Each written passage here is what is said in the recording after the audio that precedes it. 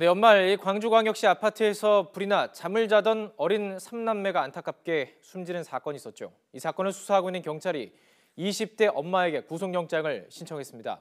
진술이 계속 바뀌는 등 석연치 않은 점이 많아서 이런저런 의혹만 커지고 있습니다. 취재기자 연결해서 조금 더 자세히 알아보도록 하겠습니다. 이승배 기자. 네, 정국부입니다. 자, 이게 어떤 사건인지 먼저 간략하게 정리를 해보죠. 네, 사건은 지난달 31일 새벽 2시 20분쯤 발생했습니다. 예. 광주광역시 두암동에 있는 한 아파트 11층에서 불이 난 건데요. 당시 작은 방에는 아이들 3명이 잠을 자고 있었습니다. 5살, 3살 남자아이와 15개월 된 여자아이였습니다. 화재 당시 엄마 23살 정모 씨도 함께 있었는데요. 베란다에 있다가 119에 구조가 됐습니다. 하지만 안타깝게도 3남매는 빠져나오지 못하고 숨을 거뒀습니다.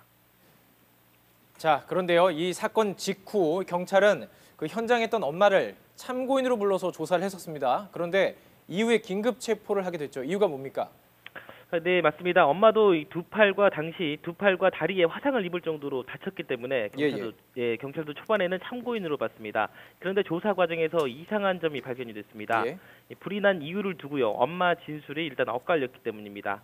처음에는 라면을 끓이려고 불을 올려놨다가 잠이 들었다고 했는데 나중에는 거실에서 담배를 피웠다고 말을 바꿨습니다. 네네. 베란다에서 담배를 피우려다가 추워서 거실에서 피웠고 자던 막내가 깨서 울고 보채니까 급하게 끄고 작은 방으로 들어가서 잠이 들었다는 것입니다.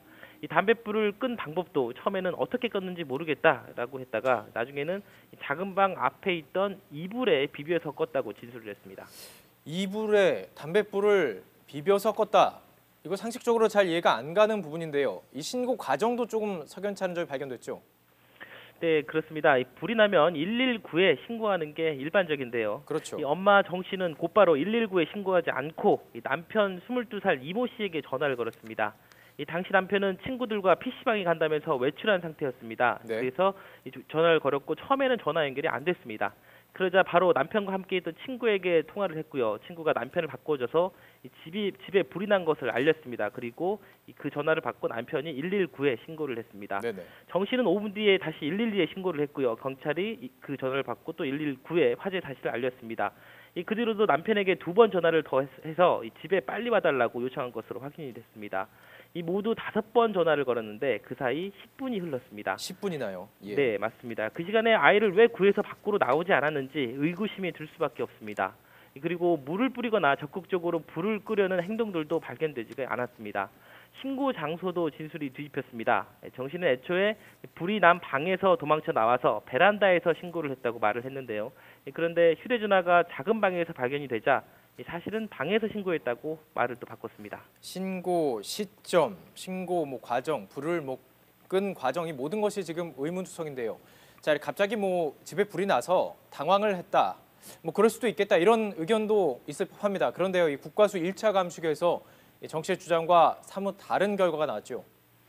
네, 그렇습니다. 주목해야 할 이 부분인데요. 정 씨는 아이들과 함께 방 안에서 잠을 자고 있다가 불이 났다고 주장을 하고 있습니다. 예. 자고 있는데 타는 냄새도 나고 이상한 소리가 나길래 봤더니 방 밖에서 불이 붙어 있었다는 겁니다. 네. 그런데 국과수 1차 감식에서는 다른 결과가 나왔습니다. 발화 지점이 밖이 아니라 아이들이 잠들어 있던 작은 방 안에서 처음 났을 가능성이 가장 크다고 발표를 한 겁니다. 예. 근데 밖에서 불이 나서 작은 방 안으로 유입됐을 가능성도 있다고 가능성은 물론 뒀습니다. 하지만 1차는 작은 방을 지목을 했습니다. 정 씨 주장과 완전히 다른 결과입니다. 자, 만약에 그 정 씨의 주장이 맞다는 가정 아래 봐도요, 아이들을 두고 왜 그 긴 시간이 있었는데 왜 혼자 밖으로 나왔던 걸까요? 네, 정 씨는 다른 사람에게 구조 요청을 하러 방 밖으로 나갔다고 주장을 하고 있습니다. 예. 그런데 불길에 막혀서 현관으로는 나가지 못했고요. 어쩔 수 없이 베란다 쪽으로 가서 살려달라고 소리를 질렀다는 겁니다. 그리고 다시 아이들이 있는 방으로 가려고 했는데 불길이 너무 거세서 들어가지 못했다고 말한 것으로 알려졌습니다. 이 주장을 종합하면 자신도 구해보려고 했고 혼자 살려고 아이들을 내버려 둔 게 아니라는 겁니다. 그렇군요. 자, 엄마의 말을 종합하면 이상한 점이 한두 개가 아닙니다. 일단 경찰의 움직임을 통해서 저희는 추정할 수밖에 없는데 경찰이 정 씨에 대해서 구속영장을 신청했군요. 네, 그렇습니다. 경찰은 엄마 정 씨에게 중과실치사와 중실화 혐의를 적용을 했습니다. 그러니까 엄마 실수로 불이 났다는 혐의를 인정을 한 겁니다. 방화 의혹도 제기가 됐지만 뚜렷한 증거를 확보하지 못해서 일단은 과실로만 판단을 했습니다. 경찰은 그러나 정 씨가 일부러 불을 냈을 가능성을 완전히 배제하지는 않고 있습니다. 앞서 말씀드린 대로 화재 신고를 한 장소 그리고 화재 원인에 대해 진술이 잇따라 이제 번복이 되는 등 석연치 않은 점이 있기 때문입니다. 네. 경찰은 정확한 사인을 밝히기 위해서 국과수의 3남매 부검을 의뢰했고요. 오늘 오전 10시부터 부검이 진행이 되고 있습니다. 오늘 오후에는 정 씨에 대한 구속 전 피의자 신문이 예정이 되어 있습니다. 경찰은 조만간 거짓말 탐지기로 정 씨 진술의 진위를 가리는 등 방화 혐의에 대해서도 계속 수사를 할 생각입니다. 네, 의문점이 많기 때문에 추가 수사 결과에 대해서 관심이 쏠리고 있습니다. 여기까지 들어보죠. 지금까지 이승배 기자였습니다.